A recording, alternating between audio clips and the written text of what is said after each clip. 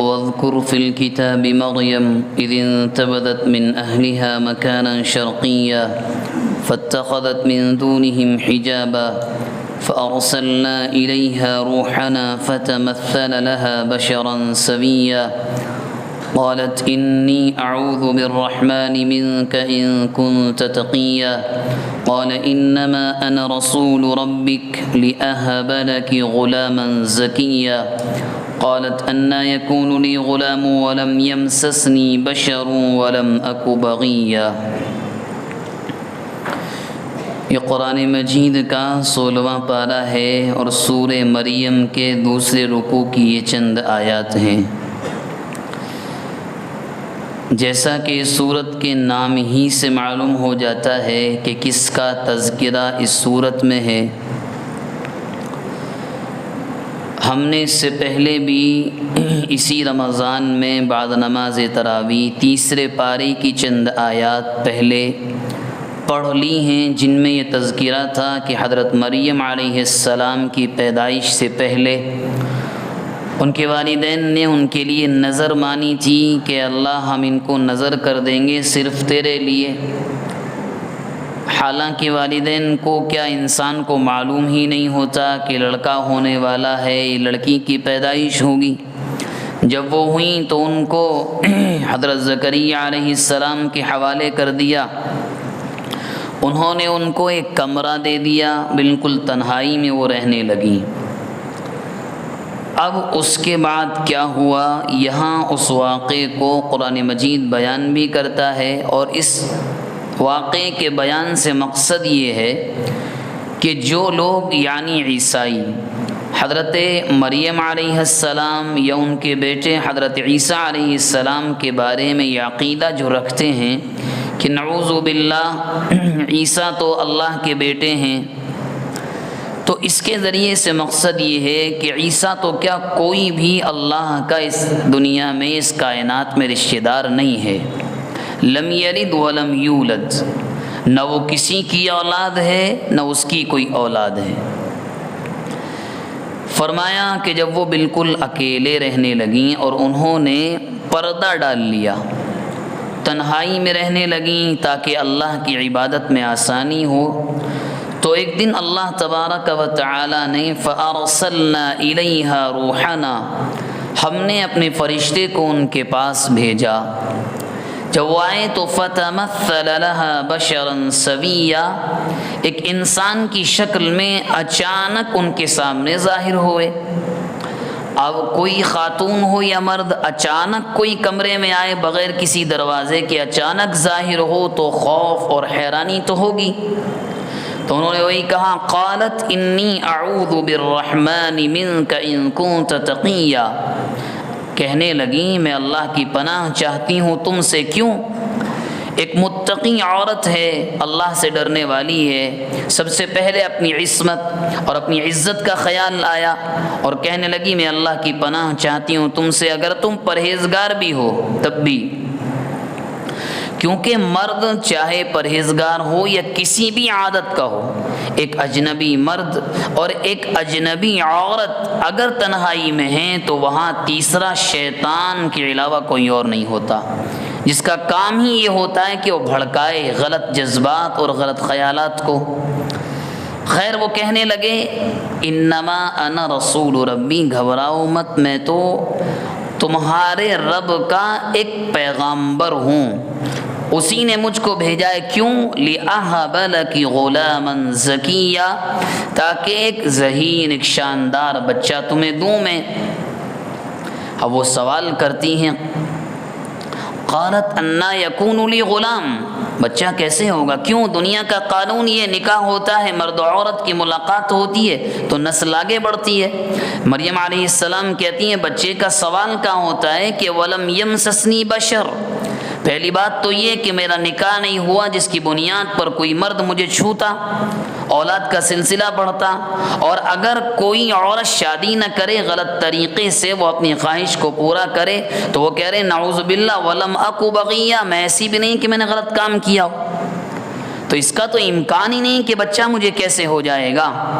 انہوں نے کہا قال کذالک، ایسے ہی ہوگا، قال ربک هو علی ہین، تمہارا رب فرماتا ہے کہ یہ اس پر آسان ہے، اس کے لیے بغیر باپ کے کسی کے یہاں کوئی اولاد دینا بہت آسان ہے۔ اور کیوں دے رہے ہیں ہم، یہ کیوں کرنا چاہتے ہیں؟ لِنَجْعَلَهُ آیَةً لِلنَّاسِ، تاکہ لوگوں کے لیے ہماری جانب سے ایک نشانی ہو کہ یہ اللہ کی قدرت کا مظہر ہے، وَرَحْمَةً مِنَّا، اور ہماری جانب سے رحمت ہو، وَكَانَ أَمْرًا مَقْضِيًّا، یہ تو طے ہو چکا ہے کہ اب ایسا ہوگا۔ اب اس کے بعد قرآن تو کیونکہ اجمالاً بات کرتا ہے، مختصراً، فحملتہ، ان کو حمل ٹھہر گیا۔ کیسے ٹھہرا؟ پھونک سے یا چھونے سے، بس اتنا ہی روایات کے اندر آتا ہے۔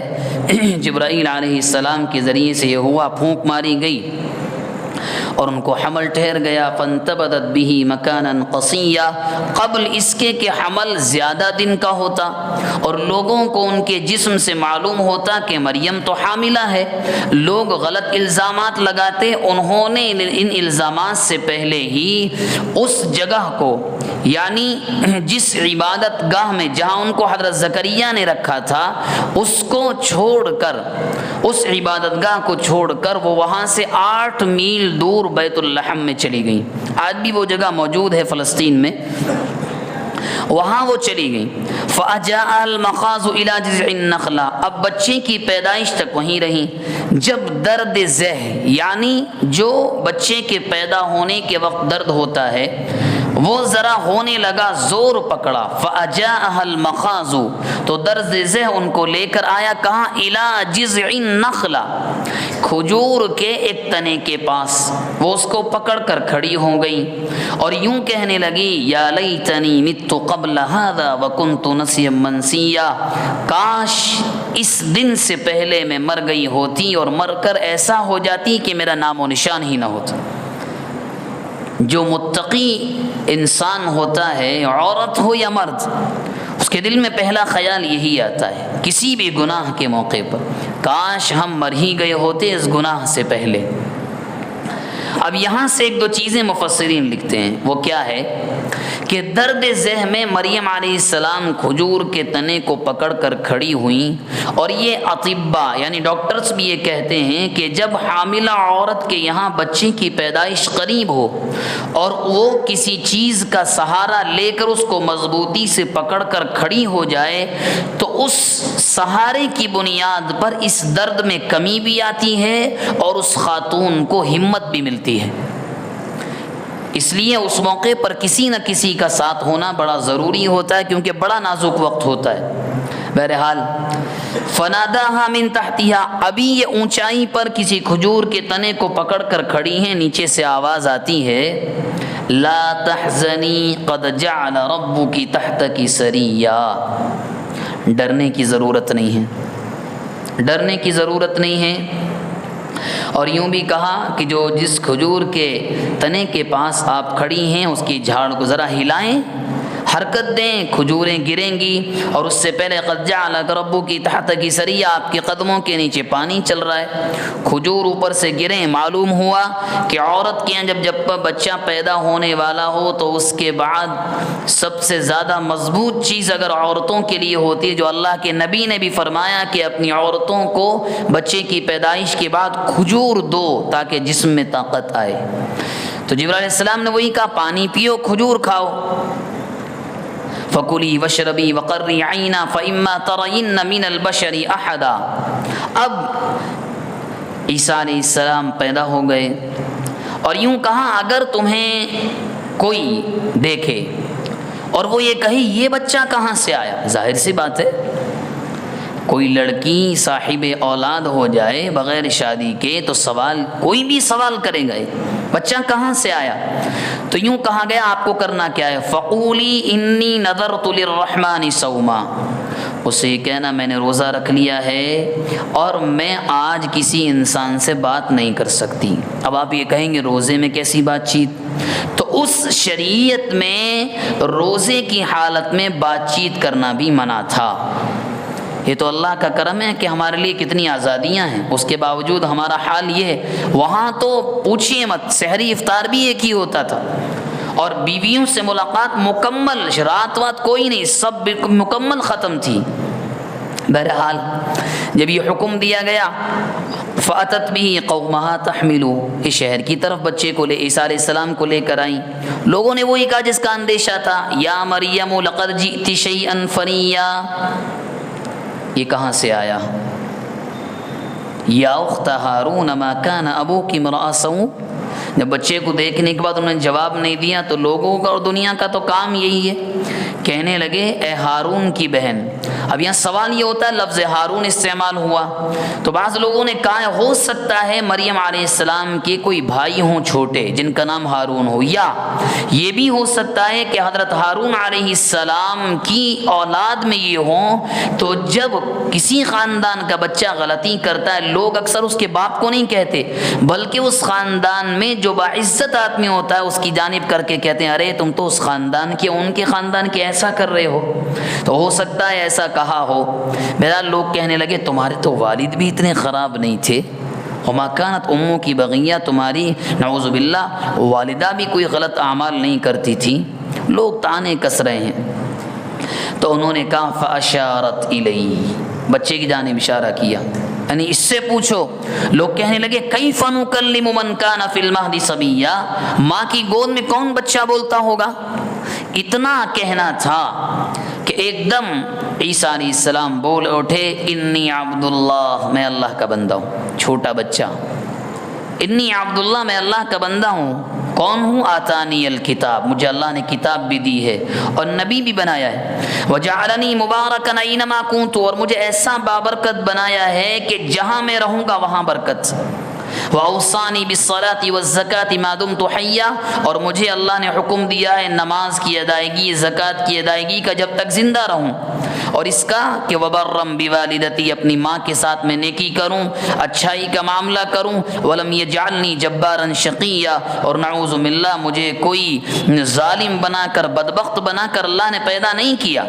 وَالسَّلَامُ عَلَيَّ، اور سلامتی ہو مجھ پر جس دن میں پیدا ہوا اور جب میں مروں گا اور جب میں اٹھایا جاؤں گا۔ یہ جو لفظ استعمال کیا قرآن نے وَيَوْمَ أُبْعَثُ حَيًّا، جب میں اٹھایا جاؤں گا، گویا کہ معلوم یہ ہوا کہ عیسیٰ علیہ السلام نے اپنی پیدائش کے وقت ہی یہ بتا دیا تھا کہ مجھے موت نہیں آئے گی، مجھے ایسے ہی آسمان پر اٹھا لیا جائے گا۔ جو یہودی دعویٰ کرتے ہیں اور عیسائی ان کے دعوے کے زعم اور جھوٹ میں آ کر یہ کہتے ہیں، اور اسی جھوٹ کو مان کر آج آپ ہر چرچ میں دیکھیں کہ عیسیٰ بن مریم کو نعوذ باللہ یوں لٹکا کے رکھا ہے۔ یہودیوں کے جھوٹ کو مان کر اسی جھوٹ کو قرآن یہاں کھول رہا ہے کہ یہ بچہ جس دن پیدا ہوا تھا اس نے اسی دن اعلان کر دیا تھا مجھے موت نہیں آئے گی، مجھے ایسے ہی زندہ اٹھایا جائے گا، اور ایسے ہی ان کو اٹھایا گیا تھا بالکل زندہ آسمان پر۔ قرآن مجید کے 6 پارے کی آیت ہے بل رفعہ اللہ الیہ، ایسے ہی اٹھا لیا تھا، اور قرب قیامت میں وہ نازل بھی ہوں گے دجال کو قتل کرنے کے لیے۔ بہرحال انہوں نے کہا، تو اس کے بعد جب یہ پورا واقعہ بیان ہو گیا اب قرآن اپنا مقصد بیان کرتا ہے، کیا؟ ذالک عیسی ابن مریم، یہ ہے عیسیٰ بن مریم، قول الحق الذی فیہ یمترون، یہ اللہ کا وہ قول ہے جس میں تم شک کرتے ہو۔ کیا شک کرتے ہو؟ یہی کہ یہ اللہ کے بیٹے ہیں تم کہتے ہو۔ اور اس کے بعد صاف کہا ما کان للہ ان یتخذ من ولد سبحانہ، اللہ کی کوئی اور کے لیے مناسب نہیں ہے کسی کو اپنے وہ اولاد بنائے، وہ تو پاک ہے۔ اذا قضا امرن، جب وہ کسی معاملے کو کرنے کا فیصلہ کر لیتا ہے، فانما یقول له، تو صرف اتنا کہتا ہے کن، ہو جا، فیکون، وہ ہو جاتی ہے۔ یہاں اس واقعے کو بیان ہی اس لیے کیا تاکہ عیسائیوں کی سمجھ میں یہ بات، یہ ان لوگوں کی جو عیسیٰ بن مریم کو اللہ کا بیٹا ٹھہراتے ہیں، کہ ایسا نہیں ہے، ہم نے صرف اپنی قدرت تمہیں دکھانے کے لیے ایک بچے کو بغیر باپ کے پیدا کیا۔ ایسا نہیں ہے ہم نے بغیر باپ کے پیدا کر دیا تم اسی کو ہمارا بیٹا بنا دو اور تم یہ کہنے لگو کہ وہ لڑکا اس کی ماں اور یہ اللہ تینوں مل کر خدا ہیں. تمہارا ایک فرقہ یہ کہے کہ عیسیٰ بن مریم جبرائیل اور اللہ خدا ہیں، یہ عقیدہ بالکل باطل ہے. عیسیٰ بن مریم عام انسانوں کی طرح ایک انسان تھے، بس فرق یہ تھا کہ لوگ عام طور سے ایک مرد و عورت کی ملاقات کے بعد نسل چلتی ہے، ان کو باپ کی ضرورت نہیں پڑی، اللہ نے بغیر باپ کے ان کو پیدا کر دیا. اللہ تبارک و تعالی جو باتیں ہمارے سامنے آئیں ان پر عمل کی توفیق مرحمت فرمائے.